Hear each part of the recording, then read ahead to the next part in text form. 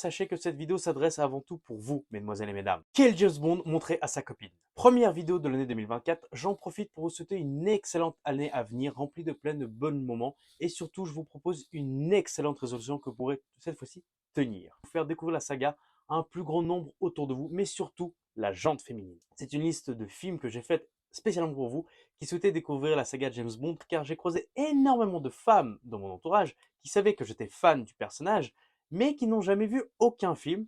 Et elles ne savaient pas vraiment par lequel commencer, étant donné qu'il y en a 25 étalés sur 60 ans, avec des différents acteurs, donc quel ordre, comment les regarder.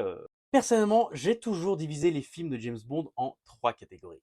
Les bons films, les mauvais films et les bons James Bond.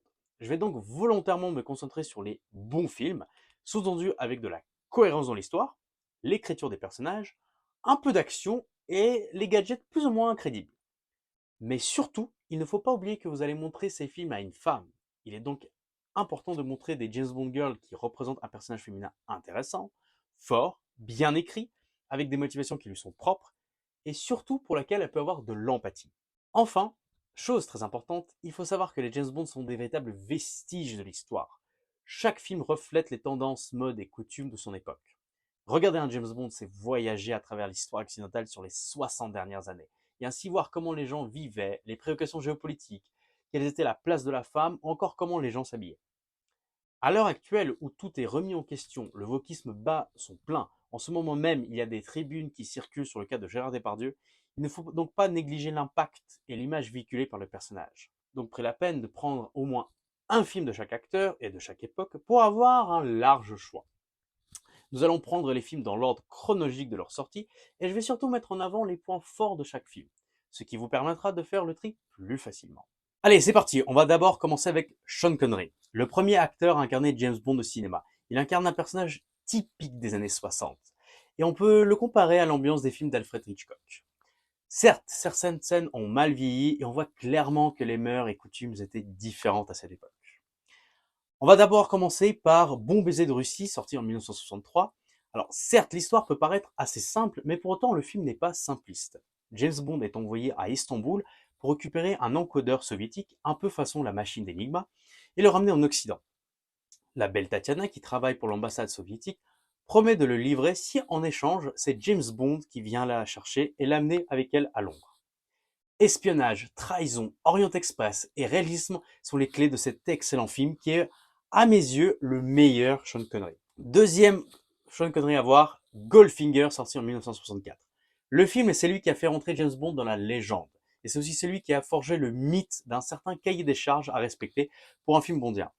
Pré-générique explosif, générique envoûtant accompagné d'une voix féminine puissante et sensuelle, gadget, course-poursuite en bond de car, et surtout la Aston Martin DB5, un méchant mégalomane et emblématique avec un plan diabolique qui amène James Bond à voyager aux quatre coins du globe, et surtout un célèbre homme de main du méchant, Hot Job. Goldfinger est la référence absolue, mais encore une fois, certaines scènes vont faire tiquer plus d'une. Pour l'anecdote, ma sœur qui a la vingtaine, a récemment vu le film et elle a trouvé qu'il y avait beaucoup de scènes très borderline, voire très dépassées, très limite. Donc, je vous préviens quand même en avance. Allez, troisième connerie à voir, Opération Tonnerre, sorti en 1965. Un excellent film avec une excellente histoire et surtout une excellente James Bond girl française. Le film est le premier qui est véritablement filmé sous l'eau à grande échelle. On a également une véritable ambiance de vacances avec tout le film qui se déroule aux Bahamas. Le film narre l'histoire de comment le Spectre, la célèbre organisation criminelle dans les Bonds, a volé 2 missiles nucléaires et fait du chantage à l'OTAN. James Bond est envoyé en mission pour les retrouver. Honnêtement, c'est un super film, surtout en mode vacances. Très peu de scènes de violence, de sexe, pas de course-poursuite, mais un film un petit peu plus posé et plus terre à terre que Goldfinger. On passe au deuxième acteur qui est un petit peu particulier dans la saga, George Lazenby. L'acteur a incarné le personnage qu'une seule fois et le film a une place à part dans la saga car il est unique avec une histoire très prenante et très bien construite. On va parler évidemment de Au service secret de Sa Majesté, sorti en 1969.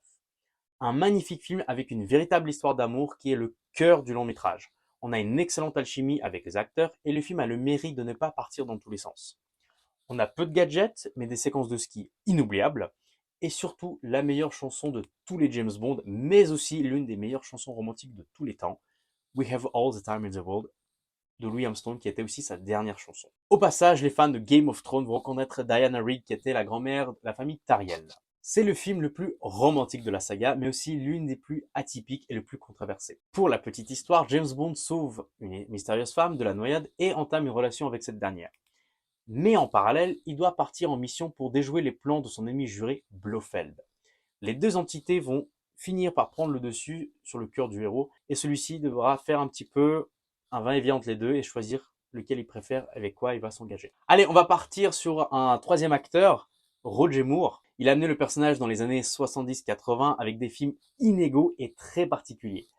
Tout n'est pas à jeter, mais c'est clairement des films à voir une fois que la saga a été découverte plus en profondeur. Cependant, deux films se distinguent et sont vraiment dans le haut du panier à mes yeux. Le premier, le plus iconique, le plus connu de cet acteur, L'espion qui m'aimait, qui est sorti en 1977. On respecte clairement les codes de James Bondesque avec des gadgets, des voitures sous-marins, un méchant mégalomane, une belle agence soviétique et un homme de main d'anthologie en la personne de Requin. La force du film réside dans le fait que même près de 50 ans après sa sortie, il a très bien vieilli. Et contrairement à d'autres films, il n'y a pas de moment kitsch. La preuve avec la scène de la course-poursuite en Lotus. Et mention spéciale au plan du méchant principal, Karl Stromberg, qui 40 ans avant Greta Thunberg s'intéressait déjà à l'écologie et à la préservation de la faune marine, le tout sur le fond de la guerre froide. Deuxième film dans la filmographie de Roger Moore à regarder et qui à mes yeux vraiment a une valeur ajoutée par rapport à d'autres, c'est Rien que pour vos yeux, sorti en 1981. On a un film beaucoup plus terre à terre, une histoire solide et réaliste avec la guerre froide en fond de tension entre les deux blocs. Une magnifique James Bond girl française en la personne de Carole Bouquet.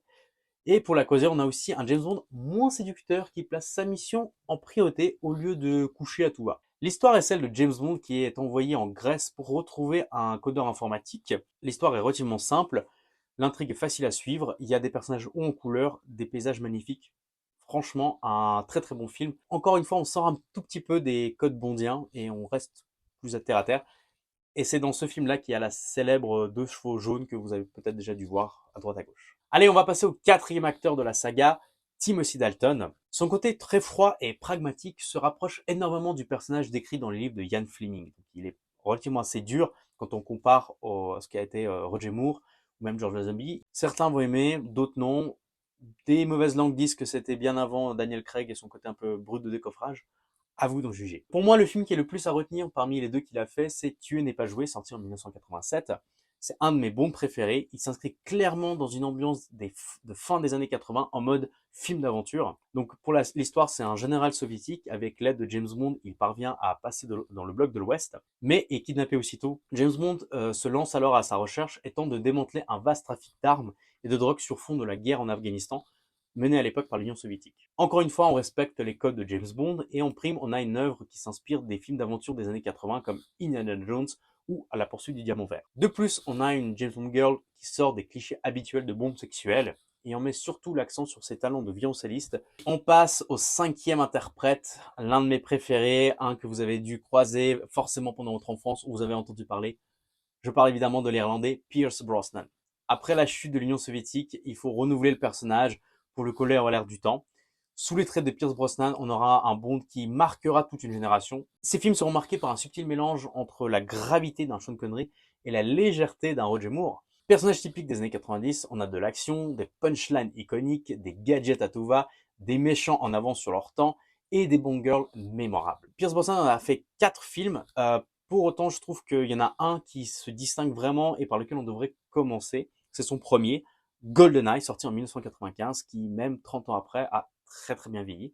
Donc c'est le premier Brosnan et aussi le premier Bond post-soviétique. Le film possède un scénario solide et surtout beaucoup de nouveautés, avec notamment le personnage de M, donc le grand boss de James Bond, qui est au féminin, joué par Dame Judi Dench, donc c'était première à l'époque, qui n'hésite pas à descendre Bond d'entrée de jeu en le traitant de dinosaure sexiste et misogyne, une relique de la guerre froide. Et d'entrée de jeu, quand vous êtes fan du personnage, vous découvrez ça, vous dites ok, on a clairement changé d'époque, on est dans un Bond du XXe siècle. On a une excellente James Bond girl, si ce n'est la meilleure, je vous laisse regarder cette vidéo, en la personne de Natalia Simonova, qui a un rôle très important dans le film. Elle est une véritable alliée à Bond, elle est intelligente, rusée, maligne, et c'est une excellente informaticienne qui joue un rôle clé pour l'histoire, et surtout, elle a une véritable contrepoids au personnage de Ksenia Onatop, qui pour le coup est une sorte d'archétype de femme fatale qui use de son corps pour arriver à ses fins. J'adore l'histoire de ce film qui, même 28 ans plus tard, est toujours d'actualité. Le satellite GoldenEye est une puissante arme informatique de l'ère soviétique qui explose au-dessus de la Russie, ne laissant aucune trace. James Bond est envoyé sur place pour mener l'enquête et découvrir une surveillante de l'attaque, en la personne de Natalia Simonova. Ensemble, ils vont s'unir pour empêcher un danger d'envergure mondiale arriver et surtout découvrir la machination qui se trame derrière. Avec ce film, on reste dans les codes bondiens, pourtant on a quelque chose, une menace qui est un petit peu plus terre à terre, beaucoup plus réaliste. Surtout, c'est le film qui se passe tout de suite après la chute de l'Union soviétique. On essaie de coller à la réalité avec des anciens généraux, des anciens espions comme ça qui essaient de se renouveler, qui essaie de trouver quelque chose à faire maintenant que le gouvernement n'existe pas. Vraiment un très très bon film, surtout si vous étudiez la guerre froide en histoire géo. On va passer au dernier James Bond en date, que vous avez sûrement entendu parler, vous l'avez vu, Daniel Craig. Alors après la surenchère de Meurt un autre jour, les producteurs décident de revenir vers quelque chose de plus réaliste. On va clairement s'inspirer de la saga Jason Bourne et surtout impossible d'éviter la comparaison avec Batman Begins. Daniel Craig incarne un personnage beaucoup plus brut, plus torturé et en pleine construction. Avec Craig, on va avoir un Bond beaucoup plus humain, plus travaillé, plus multidimensionnel et surtout un James Bond qui ne veut pas être James Bond. Évidemment, le premier film à voir, et c'est l'un des plus célèbres, est Casino Royale, sorti en 2006. Donc c'est inspiré du premier roman de Ian Fleming qu'il avait écrit en 1953. Le film raconte comment James Bond a obtenu son matricule de 000 et comment il va devenir petit à petit l'agent secret qu'on connaît tous. À l'image d'un Batman Begins, on va partir d'une feuille blanche pour construire le personnage qu'on connaît tous. Le film retrace une partie de poker à haut risque sur fond de terrorisme, ainsi que la construction d'un homme qui doit se frayer un chemin entre son devoir, ses sentiments et ses convictions. On a une superbe James Bond girl française, encore une fois, en la personne d'Eva Green, qui crée une excellente alchimie avec Daniel Craig. Personnellement, c'est mon Bond préféré. Le film est extrêmement bien écrit, car en plus des dialogues aux petits oignons, on découvre le personnage de Bond à travers ses actions et non pas juste en description, comme c'est un peu la mode actuellement. Mesdames, vous allez sans doute adorer cette scène de Daniel Craig sortant de l'eau tout en muscles, et monsieur, vous allez sans doute croiser les jambes lors de la célèbre scène de torture sur la chaise. On s'en souvient tous. Deuxième film à voir dans la filmographie de Craig, c'est Skyfall, sorti en 2012. C'est le plus gros succès de la saga au box-office mondial. En 2012, il est arrivé juste derrière les Avengers, mais devant The Dark Knight Rises et Le Hobbit. Alors, certes, le box-office n'est pas un gage de qualité, mais si après 50 ans d'existence, vous avez une saga aussi iconique qui se distingue à tel point, c'est que ce n'est pas un hasard. On a clairement un excellent film et beaucoup de non-fans sont allés le voir. C'est un film que beaucoup de fans hardcore n'aiment pas car il amène le personnage dans ses retranchements et surtout le désacralise. Certaines mauvaises langues diront même que la fin du film ressemble à Maman j'ai raté l'avion. Encore une fois, avec Craig, on aura quelque chose de beaucoup plus humain et de personnel. C'est à mi-chemin entre une relation mère-fils et une jalousie fratricide. Dans ce film, on voit un Bond blessé, abandonné, alcoolique et surtout dépassé par les événements. Sans sombrer dans le classique je suis trop vieux pour ces conneries, on va voir Bond s'en sortir grâce à son expérience, ses compétences, mais surtout motivé par un devoir moral avant tout. S'éloignant des codes bondesques traditionnels, on a clairement un excellent film que je vous recommande et que beaucoup de gens ont vu alors qu'ils n'étaient pas du tout fans de Bond et qui ont réussi à un petit peu s'intéresser à la saga après ça. Dernier film de la filmographie Craig que je peux vous recommander, c'est le dernier film en date, No Time to Die, Mourir peut attendre, qui était sorti en 2021. Je peux vous recommander le film Spectre, vraiment à la limite si vous avez fait toute la saga de Craig, donc vous avez Casino Royale, Quantum of Solace, Skyfall, Spectre et ensuite No Time to Die. Donc vraiment si vous êtes sur une lancée Daniel Craig, mais sinon vous pouvez faire Casino Royale, Skyfall, No Time to Die. Globalement, ça fonctionne. Donc j'étais très étonné de voir combien de gens l'ont vu sans pour autant avoir vu un seul James Bond de leur vie. Et surtout, énormément de femmes de mon entourage, des collègues, des amis et de la famille à moi qui sont allés voir ce film ou ils l'ont vu une fois qu'il était sorti sur les services de streaming. Donc j'étais vraiment impressionné comme quoi James Bond peut encore se renouveler et attirer du monde. J'ai fait le test l'autre jour avec une très bonne amie à moi. Elle a même versé sa petite larme à la fin du film. Donc vraiment, si elle aime bien Titanic, Bodyguard ou Star is Born, montre-lui ce film. Il y a moyen qu'elle kiffe vraiment parce que...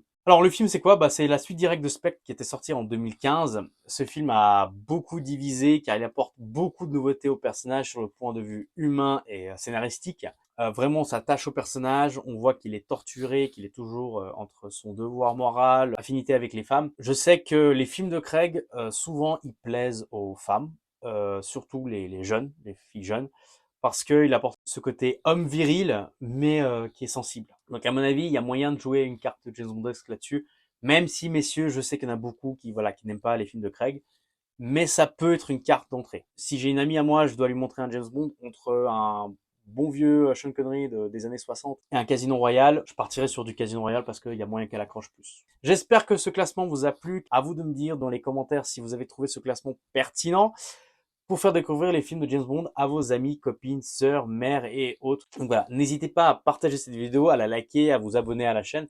Quant à moi, je vous dis à très bientôt car je vous prépare un petit truc lié à No Time to Die.